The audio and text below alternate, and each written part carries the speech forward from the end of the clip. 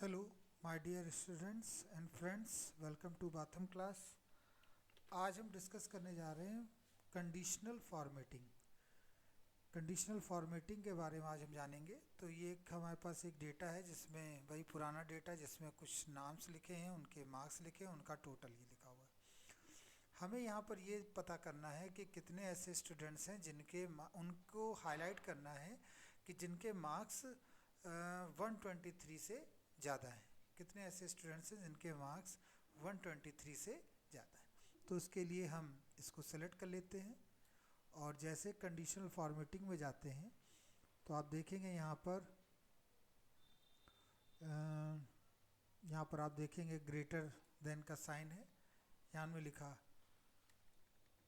जैसे हमने यहाँ लिखा 123 तो ऑटोमेटिकली ये देखिए हाईलाइट होने लगा। लेकिन अगर आप इसके कलर को चेंज करना चाहते तो आप कस्टम में जाएं, कस्टम में जो आपको कलर चाहिए वो आप सेलेक्ट कर लीजिए। जैसे मैंने ये कलर सेलेक्ट कर लिया और जैसे ही आप इसे ओके करेंगे तो आप देख पाएंगे कि यहाँ पर 4 ऐसे हैं स्टेबल में जिसके मार्क्स 123 से क्या हैं, ज़्यादा है।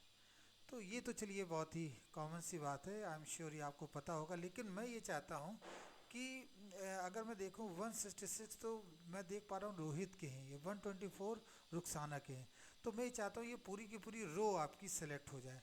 अगर पूरी की पूरी रो आपकी हाईलाइट हो तो उसके लिए मैं क्या करूँ? तो सबसे पहले तो आप कंडीशनल फॉर्मेटिंग में जाएँ और वहाँ पर क्लियर रूल कर दें, जिससे कि पूरे इंटायर शीट पर जो कंडीशनल फॉर्मेटिंग है वो ख़त्म हो जाए। अब मेरा मोटिव ये है कि जो भी डेटा हो वो पूरी लाइन हाईलाइट होनी चाहिए। तो उसके लिए सबसे पहले पूरे आप जो शीट है उसको सेलेक्ट कर लें जहाँ तक आपका डेटा है। फिर कंडीशनल फॉर्मेटिंग में जाएं और यहाँ लिखा है न्यू रूल। न्यू रूल में आप ये गौर से देखें, format all cell, use formula to determine which cell to format. इसे आप सेलेक्ट करें, use a formula to determine which cell to format. तो जैसे ही आप इसने इसे सेलेक्ट किया, फिर यहाँ पर देखिए लिख के आता है format value where this formula is true, मतलब कहाँ पर आप हाईलाइट करना चाहते हैं। तो हम तो हाईलाइट करना चाहते हैं यहाँ पर, तो हमने इसको सेलेक्ट कर लिया। लेकिन अब देखिए जो समझने वाली बात है, हमने यहाँ पे लिखा ग्रेटर देन 123, ग्रेटर देन 123।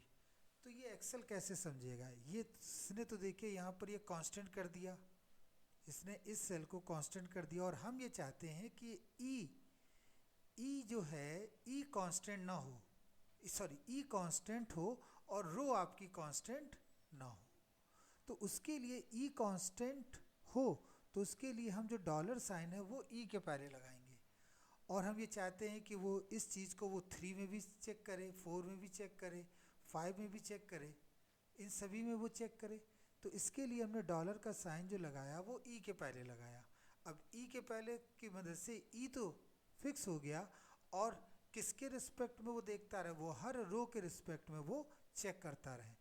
और फॉर्मेट में क्या, कौन सा कलर बोले, तो हमने यहाँ पर इस कलर को सेलेक्ट कर लिया और जैसे ही हम यहाँ ओके क्लिक करते हैं, देखिए मैजिक, अब पूरी की पूरी रो आपकी सेलेक्ट हो गई। तो आप यहाँ देख सकते हैं पूरी पूरी रो सेलेक्ट होने का मतलब कि ये वो मार्क्स है जो 123 से ज़्यादा। तो आप बड़ी आसानी से दे सकते हैं रोहित, रुखसाना, रविकांत, शशीष, रमेश, इन सब के मार्क्स 123 से ज़्यादा। तो यहाँ पर कंडीशनल फॉर्मेटिंग तो लगी, पर्टिकुलर एक सेल में नहीं लगी, जबकि हमने पूरे रो में उसको ऑपरेट किया।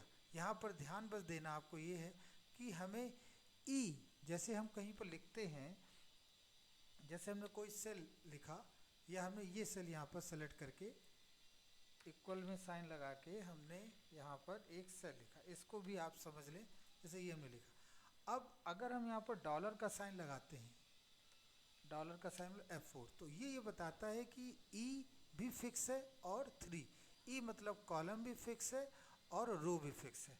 लेकिन अगर आप ये लिखते तो इसका मतलब है केवल और केवल आपका कॉलम फिक्स है।